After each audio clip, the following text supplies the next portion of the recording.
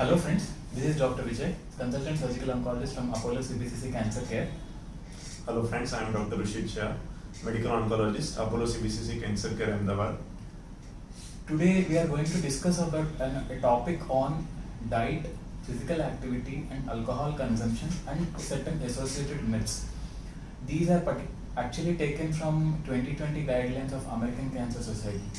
And why are we doing this is just because day in and day out in our clinics we keep regularly seeing patients who come to us with lot of suffering in their minds right from the point of diagnosis till the treatment and in the follow-ups as well. And this suffering is not just only related to the patient, but it also goes on to their relatives as well as to the friends who all are there with them. One main important thing which we are noticing is the most important question which we face is what diet has to be taken, what diet has to be followed. And they usually ask us, is there any particular food which might have caused this particular cancer? So to break into those things and to create certain awareness, we are trying to do this to our best. And I think let us start, Rishit, about this. So first important thing which I would like to know about is about the role of weight, a body weight with respect to cancer prevention or in case of cancer genesis. So in this case, recommendation from American Cancer Society is to achieve and maintain the healthy body weight. But first, how excess body fat or excess body weight occurs?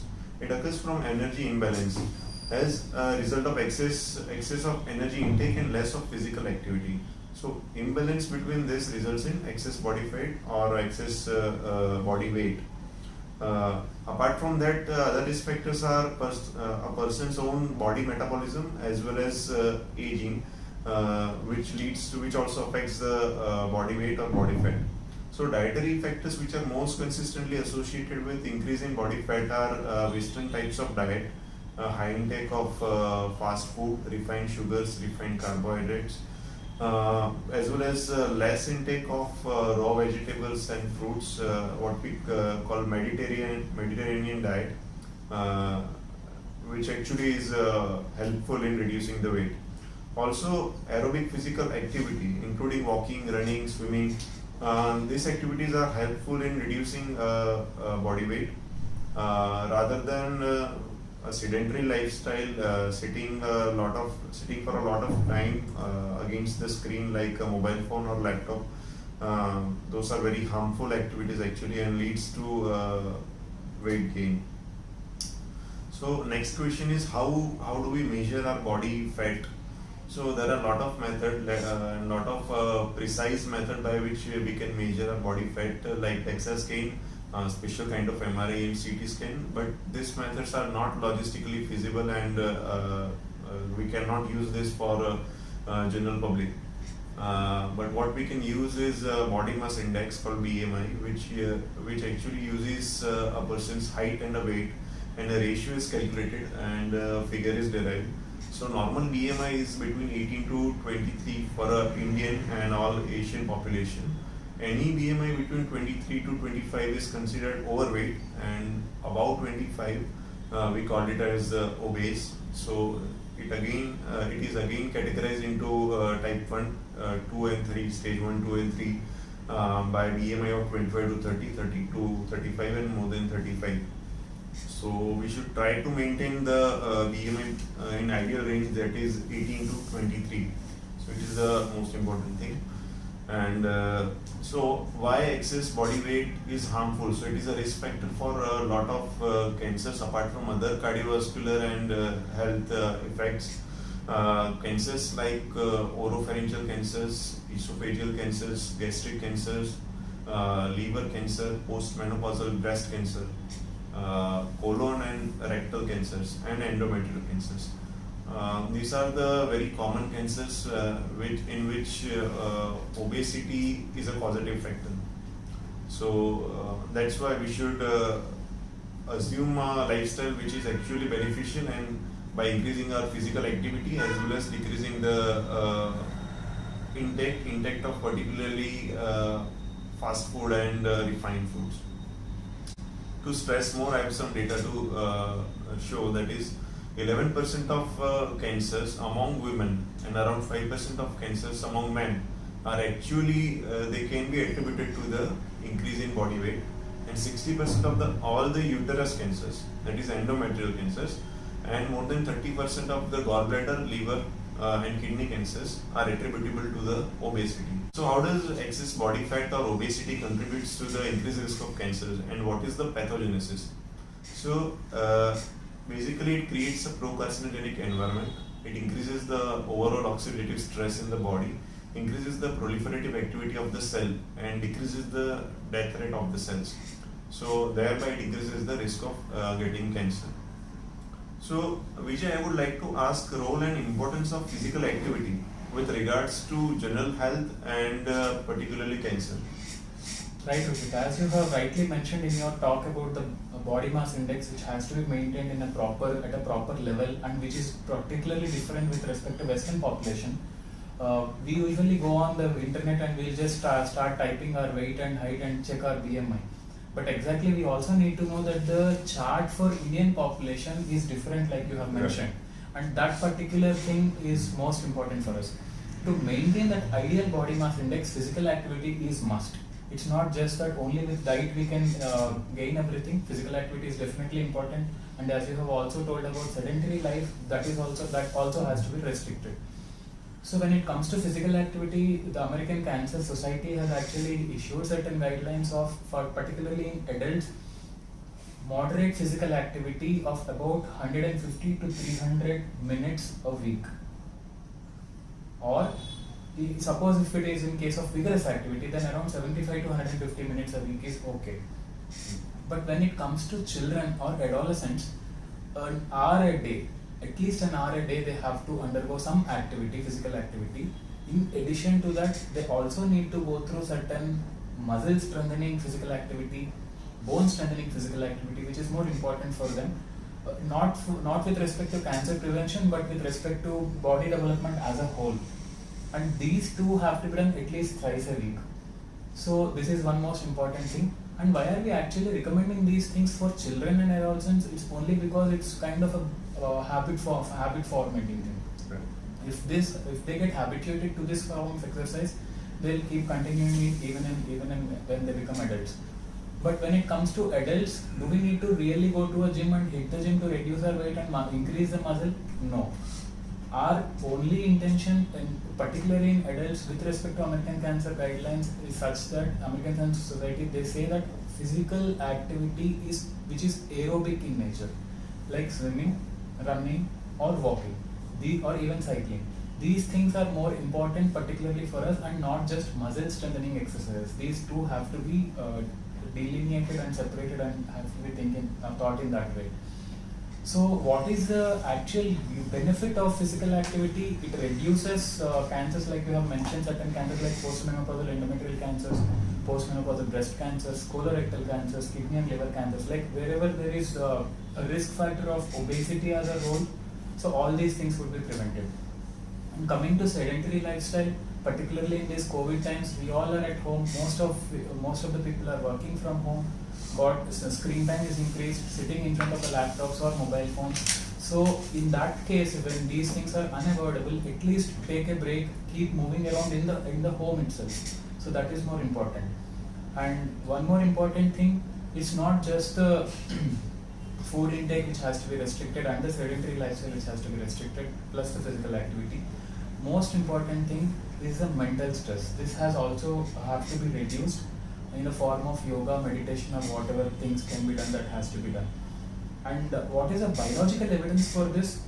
One, physical activity has a huge impact in case of metabolism in the body, insulin glucose metabolism, reducing the inflammatory situations, and also having proper immune functions.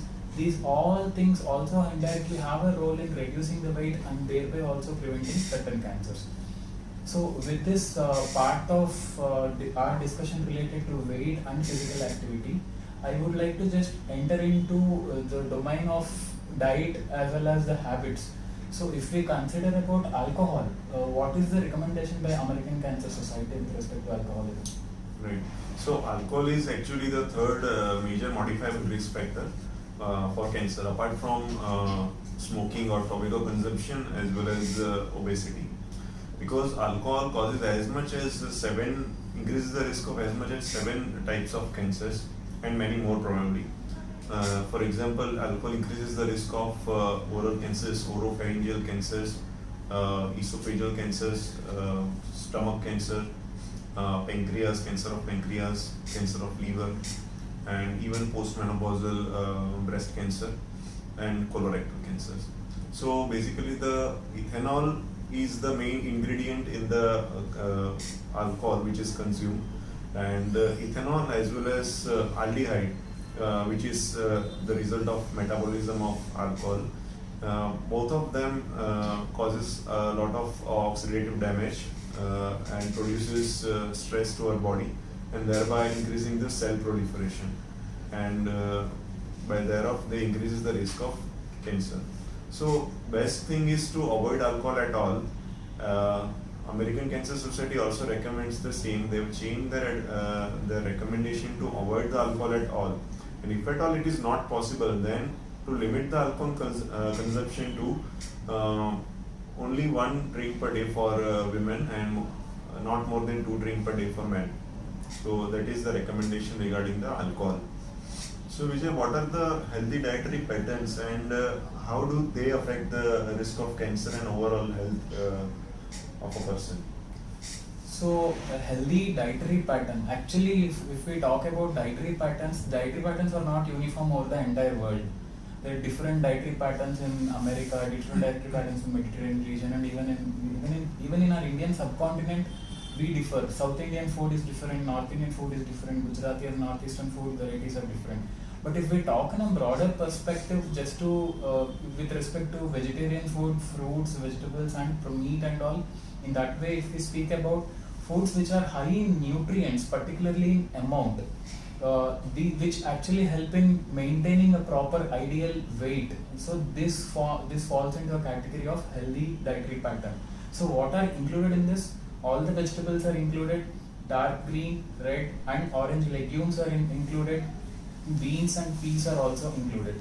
So when it comes to fruits, whole fruit is, especially whole fruits are important with variety of colors, whole grains, these are all form a healthy dietary pattern.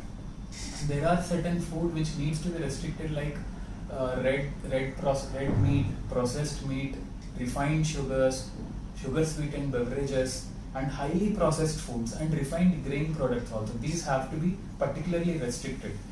So what impact does it have when it comes to figures? If we have a proper diet, healthy dietary pattern, it reduces the overall cancer incidence by about 5% in a lifetime. So at what cancers are being prevented? Like again, if we just come back to the situation like obesity and all, the similar cancers are prevented, like postmenopausal breast cancers, endometrial cancers, particularly with respect to vegetarian diet and high fiber diet, because when these kind of diets are being taken and avoiding red meat and processed meat, the motility of gut is increased. So thereby reducing the amount of time for which the gut intestinal mucosa is exposed to the carcinogens also gets reduced. So thereby reducing the incidence of colorectal cancers as well, GI and colorectal cancers. So there are multiple mechanisms. Apart from just directly thinking about on a personal basis, we can also think like, suppose if you are only dependent on vegetarian diet or something of this healthy dietary pattern if you are following, overall it also reduces the environmental pollution, which they say by reducing the greenhouse gas and all. So that also has an impact on the overall health of the individual also. So these green leafy vegetables and all, they reduce the inflammation in the body, and also they have a lot of antioxidative effects on the body. So these are certain ways by which the damaged DNA is also being repaired, and proper insulin mechanisms occur in the body. So overall ideal body weight will be maintained, ideal healthy status of the body will be maintained, and so it also has a role in reducing the cancer as well. So if we just go into detail of these dietary patterns, I would like to know what is the American Cancer Society recommending with respect to vegetables and fruits. So vegetables and fruits are complex foods containing lots of vitamins, minerals, flavonoids and carotenoids, by which they may prevent the risk of cancer. and also their fruits and vegetables are low in calorie, high in water as well as fibers. So by this property, they actually decreases the intake of food, average daily intake of food by consuming this vegetables and fruits, and thereby it is helpful in reducing the weight, and it may reduce the risk of cancer. So after talking about this fruits and vegetables, let's talk about the grains that we usually consume on day-to-day basis, and what is American Cancer Society's advice on the intake of grains. So American Cancer Society particularly has told about whole grain intake, which forms a healthy dietary pattern. So what is a whole grain? They mean to say it's like the central part, 100% kernel of it, which is called the central part of the grain, that has to be retained. So about, if we are consuming about 30 grams of it per day, then that leads to a reduction of 5% risk in the colorectal cancers. So it also comes with additional dietary fiber, which also has got a major role in reducing the cancers by increasing the gut motility. And these grains also reduce the fatty acid production, and so these reduces the BMI, reduces the waist circumference, all these things. Like overall, again, it is having an impact on the weight, but whole grain is of more importance, where about 30 grams per day is usually recommended. So because we have stressed upon the topic when we have reached about whole grains, what is your take on dietary fibers as a part of healthy dietary pattern? So dietary fibers are found in whole grains, fruits, vegetables, many legumes, and the most important and well documented effect in reducing the risk of cancer of dietary fiber is with colorectal cancers. So by increasing consumption of dietary fibers, the risk of colorectal cancer is significantly reduced. That is proven fact. So American Cancer Society also recommends that 25 to 30 grams of dietary fiber should be consumed daily. And how does dietary fibers reduce this risk?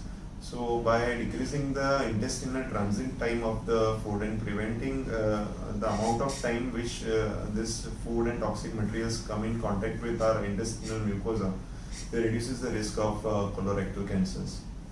So after this dietary fibers, I would like to know how does consumption of red meat and processed meat affects the cancer risk.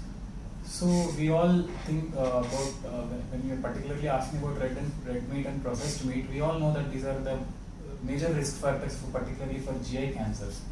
So before entering into the topic, I would like to give a clarification about what actually constitutes a red meat and what actually is called a processed meat. Red meat is nothing but this is an unprocessed mammalian muscle actually, so which is usually beef, pork, mutton, lamb or goat. So what do? They usually mince these things or keep it frozen. So these are called as red meat. When it comes to processed meat, this is nothing but the transformed meat through either cutting, scoring, salting, or sometimes even fermenting. So these things actually increase the lifetime of that particular meat. They improve, like it's kind of preservative. Sometimes even these are done to add the flavor in the meat also. So the examples of these are these bacon, sausages and hot dogs which we see in all these malls and all. These are mostly made of pork or beef, but sometimes even normal other meats as well. So when it comes in 2015, when the carcinogens are being graded in that, processed meat is considered as grade 1 carcinogen, while red meat is considered as grade 2A carcinogen. Though there are conflicting evidences whether to consume this, whether not to consume this, because in 2019 there were few studies which have actually said that there is very low to minimal risk of developing cancer only with red meat and processed meat. So there is a little conflicting evidence, but as of now, even today, American Cancer Guidelines, American Cancer Society suggest to restrict the intake, to limit the intake of red meat and processed meat, and to avoid processed meat as a whole actually. And the mechanism by which these actually, if we reduce these things, the mechanism by which they reduce the cancer is because they are reducing the DNA damage. Damage repair will be there properly, and because of the preservatives which are used, these preservatives are in turn actually turn as carcinogens when they enter into the GI tract. So these are all actually being avoided when we are reducing the intake of processed meat. So but then we would also have a doubt, like suppose if we are not consuming these, then how are we able to get the proteins? So American Cancer Society also says the normal poultry, eggs, fish, or even these vegetarian proteins like beans and legumes, these are enough for to supplement the protein from which are actually being left over if we are not consuming red meat or processed meat. So when we are speaking about this red and processed meat, I would also like you to throw some light on added sugars in the food. So added sugars, all added sugars, whether it is white sugar or processed sugar, brown sugar, corn sugar or corn syrup, which is added to all the sugared beverages or the fast food, is actually harmful because it has very high glycemic index, and thereby it increases the blood sugar level very rapidly. So it thereby it increases the body weight, and by increasing body weight, it can lead to as much as increases the risk of 13 types of cancers. And if we talk about direct effects of this added sugars, then some studies showed that foods with high glycemic index, they directly increases the risk of endometrial cancer. So the added sugar should not contribute to more than 10% of our total calories, and that is the recommendation by American Cancer Society. So after talking about this sugar and particularly their amount in the processed food, what is your take on processed food per se? So processed food, actually these days we are seeing in all the supermarkets where there are even vegetables which are cut, peeled off, and they are being sold in the supermarkets, but they do come with an expiry date. I think we can use those within that particular period of time. But otherwise, if we just consider about processing, there are actually two types of processing. One, a low level of processing where the processing is just done only for long-term preservative purposes, like in case of these wheat flours, or even any other grain flours or something, or even pastas and all. This is a low level of processing where the intention is only for preservation for a longer extent. But there are certain other kind of processing, like where the materials are highly processed, particularly in these ready to mix, ready to eat, ready to eat kind of materials which we see in all the supermarkets, and even desserts and all, and sometimes candies and these sugar beverages and all. These are highly processed, so they have lot of fat in them. They are highly sweetened, and refined grains are there.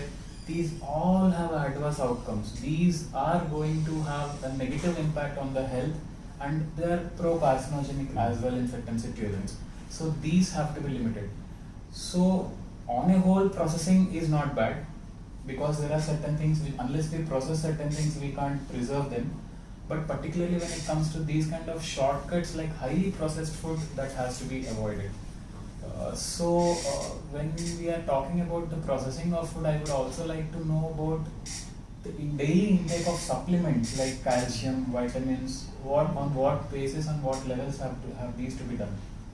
So if we talk about calcium, there is actually a few conflicting evidences, because there is, on one side, there is very strong evidence that increased intake of calcium may prevent or reduces the risk of colorectal cancers. Well, on the other hand, there is also some evidence that high intake of calcium may lead to increase the risk of prostate cancer. So the key is to maintain optimal intake of calcium, and American Cancer Society suggests that daily intake of calcium should be 1000 to 1200 milligram per day. And regarding vitamin D is also has documented evidence and advantage in preventing the risk of colorectal cancers. So a person should not be deficient in vitamin D3. That is the actual recommendation by American Cancer Society. There is no specific recommendation regarding the amount of vitamin D which we should be consuming, but a person should not be deficient in vitamin D. That is the key. With this discussion, our message is to maintain the optimum weight, to follow good dietary patterns, and to continue a good level of physical activity for overall health benefits as well as reduces the risk of cancer.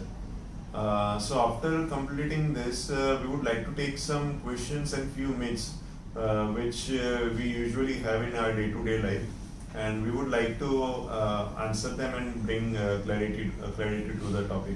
So the first question is, what are antioxidants and what do they have to do with the cancer? Right. This is really important because day in and day out we are just seeing these advertisements everywhere and about antioxidants. Consume these antioxidants. This will reduce your stress and everything. And even certain few patients also keep asking us about these antioxidants. And we also do recommend antioxidant tablets for certain individuals in certain case of scenarios, but not for all. So this is like a double-edged sword, because we know the mechanism of stress-induced oxidative stress in the body, which may actually lead to particular cancers, carcinogenesis. But at the same time, utilizing antioxidants tablets as such also may have a negative impact in the body. But if we are using antioxidants on a whole, overall the normal healing mechanism may get influenced. So what the American Cancer Society says is that you need not take antioxidants separately as a supplement, but the antioxidants which are there in a whole fruit, like this vitamin C, vitamin E, and even these carotenoids or some other food compounds, which are there in the fruit as a content is enough. Because there are certain studies where they have seen by just giving antioxidants there is no much benefit for any patient. But on a whole, if consumed in a part of whole fruit, because along with the dietary fiber, along with the other additional vitamins and minerals in the fruit, these antioxidants are actually beneficial. But on a whole, if you just ask whether we should consume antioxidants as a supplement, I don't think that is a reason. That is a solution for it. So when we talk about this thing, another most important, few patients do ask about this: how is coffee and how does coffee have an impact in cancer? So initially coffee was found to reduce the risk of endometrial cancer as well as the liver cancers, and then few studies came up that it also reduces the risk of oropharyngeal and laryngeal cancers. But simultaneously, we do know that very hot beverages like above 149 Fahrenheit, any hot beverage increases the risk of cancers of upper airway digestive tracts. So we have to be cautious about that also. And basically, coffee has a lot of ingredients like caffeines, flavonoids, and many other biologically active compounds. And it reduces the risk of cancers by antioxidants property, increasing the gut transit time, and repairing the cellular damages. So these are the mechanism by which coffee helps to reduce the risk of cancer, which is shown in few studies. So we can say that it is not harmful at least, and it may prevent some cancers. Okay. So now I would like to take a question that many people have a question that what is the gluten-free diet, which we commonly found in our day-to-day food or something which is written like gluten-free food, and what is their role in reducing or increasing the risk of cancer? So gluten is actually a protein which is found in wheat and rye and all. This actually doesn't have any ill effects on anyone. Particularly, gluten-free diet is used in certain scenarios where patients do suffer from malabsorption syndromes, out of which one is a celiac disease, where they are totally not sensitive for gluten. They'll have a lot of diarrhea, a lot of absorption difficulties when they consume gluten. So particularly these patients, yes, gluten-free diet is must and should, because whenever they take gluten, there is a lot of injury which happens to the intestinal mucosa, and during the repair, there might be certain incidences that few patients are at risk of gastrointestinal malignancies. So yes, gluten-free diet is particularly important only and only for celiac disease patients and not for all. So this advertisements which go on here and there for gluten-free diet and all doesn't make much impact on routine normal public. So for us, I think normal diet is enough. We need not go for gluten-free diet. Right. So, but if at all we think for particularly with respect to celiac disease, yes, it reduces colon cancers and certain GI malignancies as well. So after this, I would like to even know about certain anti-inflammatory products which are coming in the market. So what is your take on that? So basically, inflammation has been recognized as a physiological response of our body to any insult. And gradually, it was found that in cancer also there is an inflammatory milieu by which it increases its spread to other organs. And certain chemicals and products are also found to have this inflammatory property and thereby increasing the risk of cancer. So the food which we consume, certain foods like vegetables and fruits have lots of anti-inflammatory compounds by which they reduces the risk of cancer. So basically the fundamental is to consume the foods which have anti-inflammatory properties. Those we've already discussed, like reducing the intake of Western type diet and increasing the intake of raw fruits, vegetables, and less refined food. So that is the thing. And what is your intake on irradiated food, Vijay? Like why are foods irradiated and can those food increase the risk of cancer? Yes. Food irradiation is actually a technique to decontaminate certain food or even for a kind of preservatives also. It's similar to pasteurization of milk. So food irradiation as such did not have any impact on carcinogenesis, nor does it have any ill effects on any other health issues also. So but food irradiation it does not even affect the texture of the food, it does not even affect the content of the food, it does not even affect the way how it gets digested in the body. It has no effect. It is just kind of pasteurization in milk, which is a kind of preservation and even decontamination technique. So American Cancer Society also says, and even the WHO also says, that there is no evidence that irradiation of foods cause cancer. So particularly with about irradiation, this is the take on it. So there are even certain advertisements which go on even on Swiggy and Zomato applications, wherever we see, and even in restaurants we see detox drinks which are being available, and even certain cleansing drinks, body cleansing drinks and juices. So what is your take, and what does the American Cancer Society recommend about those? Yes, so there are certain claims that consuming this kind of detox drinks or remaining on specific fruit juices for a week or more than a week and avoiding all the solid food and other raw items may be helpful and reduces the risk of cancer and detoxify our whole body. But those claims are wrong actually, and yes, consuming fruit juices actually helps in deriving many nutrients in a larger amount, but at the same point of time, fruit juices are actually lacking in fiber as compared to the whole fruit. So though we can consume more micronutrients, they are lacking in the dietary fibers, and above all that, we are missing other nutrients and other calories of food which we usually consume. So there is no point in taking this detoxifying drinks or any fruit juices for a longer period of time, or rather exclusively taking those drinks only. That is the thing. Even as such, even kidney and liver in the body are also actually, their function is to detoxify. Yes, so there is actually no need to take additional detoxifying drinks, because when our liver and kidney are normally functioning, they only take care of those toxins which are generated on a day-to-day basis. Right. So there is one more question which people usually ask, that regarding microwave ovens. So are the ovens harmful and it should be used or not used? Microwaves as such does not increase the risk of cancer. One important point. It is the food which we are consuming rather than the way how we are cooking, which is more important. But having said that, grilled chicken and all these kind of things definitely lead to an increased risk of cancer. So and the additional point which I want to make here is, even certain people also ask about the way how they are going to preserve. If they are preserving the food in plastic, will it impact?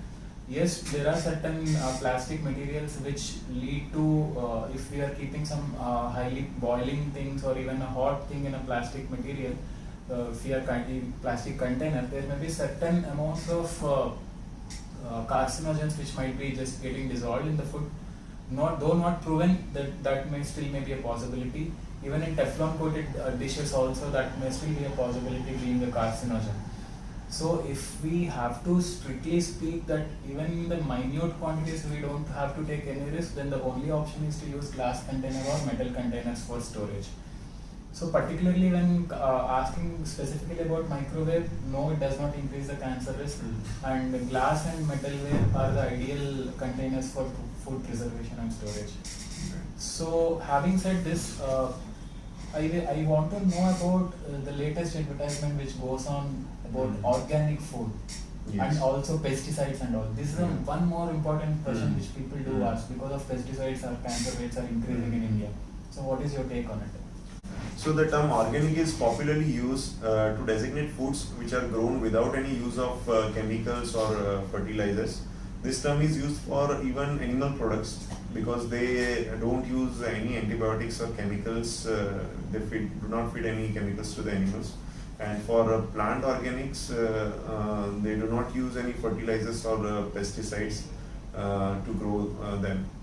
So my take on organic food, and even American Cancer Society recommends that organic food doesn't provide any additional nutrients. So in that way, there is no point of taking organic food.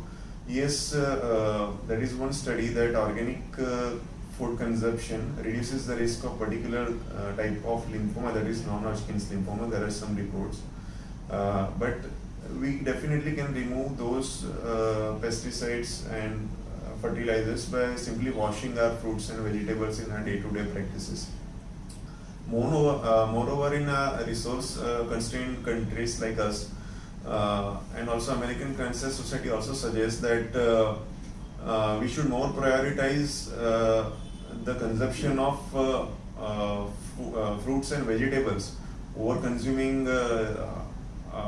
very costly organic food. So that should be our more priority, and that may even prevent or reduces the risk of cancer more effectively than consuming the organic food. My next question is, do vegetarian diet reduces the cancer risk? Yes, this is one important question, particularly for Indians. Vegetarian diet actually can be termed as a healthy dietary pattern, like the way I was answering in the previous question, where the diet usually comprises majority of green leafy vegetables, fruits, whole fruits, and even whole grains. So this is a healthy dietary pattern. This is a vegetarian diet. So as such, if we call vegetarian diet, yes, it is protective against cancers. Avoiding red meat and processed meat, yes, it is definitely important in protecting against cancers. But at the same time, we need to be vigilant that we should not become more and more stricter with respect to being strictly vegetarian. So sometimes once in a while we can think about missing out and taking a normal diet as well. So that is what even the American Cancer Guidelines also say. So fortification with zinc and iron, these things are important. Otherwise this may lead to iron deficiency anyway if we properly miss out on other parts of the diet. So which we call it as a Plummer-Vinson syndrome, where they will be at a higher risk of periesophageal cancers. So on a whole, if asked, vegetarian diet is better when compared to strict non-vegetarian diet, but it also comes with certain side effects. So majority of the questions I think we have answered. Like if the viewers have any certain questions or queries, or maybe in our talk if we had committed any mistake or any doubts among that, you can still call back or even give your feedback on the description area below or even in the comments. Thank you so much. Thank you.